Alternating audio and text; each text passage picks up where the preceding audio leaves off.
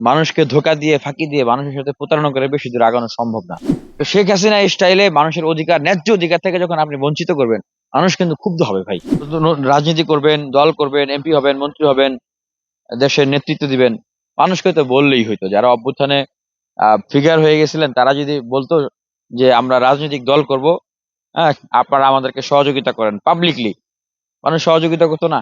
সেই পয়সাপাতি টাকা পয়সাই তো রাজনৈতিক দল গঠন করে করে আরো বেশি হইতো। এটা খুবই দুঃখজনক এবং হতাশাজনক। আমাদের মনের ভিতরেও পীড়া দেয় যে মানুষের ভালোবাসা নিয়ে অনেক কিছু জয় করা সম্ভব, কিন্তু মানুষকে ধোঁকা দিয়ে ফাঁকি দিয়ে মানুষের সাথে প্রতারণা করে বেশি দূর আগানো সম্ভব না।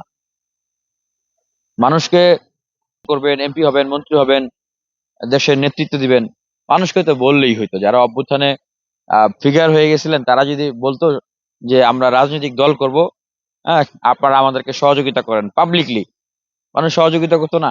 সেই পয়সাপাতি টাকা পয়সাই তো রাজনৈতিক দল গঠন করে করে আরো বেশি হইতো। কিন্তু সেটা না করে ওনারা যেটা করছেন, ওনারা কৌশলে অন্যান্য রাজনৈতিক দল এবং অন্যান্য রাজনৈতিক ছাত্র সংগঠনের নেতৃবৃন্দদেরকে ওনারা দূরে ঠেলে দিছেন, দিয়ে ওনারা একটা বলয় তৈরি করেছেন, যাদেরকে এই সরকারের বিভিন্ন জায়গায় তারা ট্যাগ ট্যাগ করে দিয়েছেন, অ্যাটাচ করে দিয়েছেন। হ্যাঁ, অন্য কারুকে যেন কোনো ধরনের সুযোগ সুবিধা না দেওয়া হয়, সেই ব্যবস্থা ওনারা করেছেন।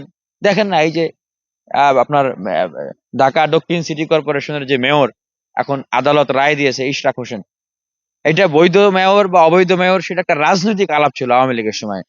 কিন্তু 5 আগস্ট পরবর্তী কোর্ট যখন রায় দিয়ে দিয়েছে, এখন কোর্ট মানে তো সরকার, আহ, আইন বিভাগ, বিচার বিভাগ, নির্বাহী বিভাগ, এখন কোর্ট তাহলে আমাদের রাষ্ট্র ব্যবস্থার একটা অংশ না? এই কোর্ট একটা রাষ্ট্র ব্যবস্থার একটা অঙ্গ, যখন একটা রায় দিয়েছে তখন অন্য অন্য অঙ্গকে সেটাকে সহযোগিতা করবে না? সেটাকে বাস্তবায়ন করার জন্য কাজ করবে না? তাহলে কোর্ট রায় দিয়েছে, আবার কোর্টের রায় বের করতে লাগছে কয় মাস? 9 মাস। হ্যাঁ, এখন আবার স্থানীয় সরকার মন্ত্রী আসিফ মাহমুদ সজীব ভুঁইয়া উনি জনাব ইশরাককে সেখানে বসতে দিচ্ছেন না। এটা কেমন বিষয় ভাই? সব কি আপনারা এককভাবে কুক্ষিগত করে নেবেন? তো শেখ হাসিনা স্টাইলে মানুষের অধিকার, ন্যায্য অধিকার থেকে যখন আপনি বঞ্চিত করবেন, মানুষ কিন্তু ক্ষুব্ধ হবে ভাই। বাংলাদেশে যারাই এইভাবে করে ভবিষ্যতে রাজনীতিটা করতে চাবে না, মানুষের টুটি চিপে ধরে মানুষের অধিকারকে ক্ষুণ্ণ করা, ক্ষমতার চেয়ারে বসে, তারা কিন্তু টিকতে পারবে না ভাই। এটা খুবই ভয়ঙ্কর পরিণতি হবে। আহ, রাজনৈতিক জায়গা থেকে আপনি, যারা রাজনীতি করেন তাদেরকে তাদের হিস্সাটা বুঝিয়ে দিতে হবে, এটা বাস্তবতা। সাধারণ মানুষকে তাদের যে অধিকার, নাগরিক অধিকার, সেটা তাদেরকে বুঝাই দিতে হবে, এটা বাস্তবতা। মানুষকে ধোঁকা পাকিয়ে দিবেন, আর রাজনৈতিক নেতৃবৃন্দ, রাজনৈতিক দল, তাদেরকে আপনি কোণঠাসা করে দিবেন, দিয়ে একদম বাকশালের মতো করে আপনারা দল গঠন করে, মানে আপনারা সবাইকে এখানে আসতে হবে, নাহলে নাহলে আপনারা কাউকে মানে কোনো মানে সুযোগ সুবিধা দিবেন না, কাউকে দাঁড়াতে দিবেন না, কাজ করতে দিবেন না। এটা তো ছিল মানে আওয়ামী লীগের ক্যারেক্টার। এই ক্যারেক্টারে বাংলাদেশে সাস্টেন করা সম্ভব না। এখন দেখেন যে আবার দেখলাম যে একটা গ্রুপ পোস্ট করতেছে যে এই যে নির্বাচন ছিল অবৈধ, তাহলে মেয়র হওয়া বৈধ। আর ভাই, নির্বাচন যে অবৈধ ছিল এটা কি কোর্টে রায় দিছে? কোর্টে রায় হয়েছে ভাই, ওই নির্বাচন অবৈধ ছিল? রায় তো হয় নাই। এটা একটা রাজনৈতিক রেটরিক ছিল। হ্যাঁ, একটা রাজনৈতিক বক্তব্য, রাজনৈতিক বয়ানের জায়গা ছিল। আপনারা কোর্টে দিয়ে রায় করান যে ওই নির্বাচন অবৈধ, তাহলে তো সব নির্বাচন অবৈধ হয়ে যাবে।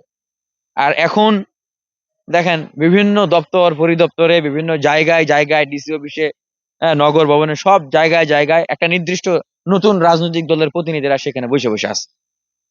তো এইটা নিয়ে কোনো প্রশ্ন ওঠে না? সিটি কর্পোরেশন প্রশাসক এজাজ সাহেব উনি নিজেই তো এনসিপির নেতা। গতকালকে আবার তার নামে গুরুতর অভিযোগ শুনলাম, উনি নাকি হিজবুত তাহরির করতো। তাহলে এইগুলো কি ভাই?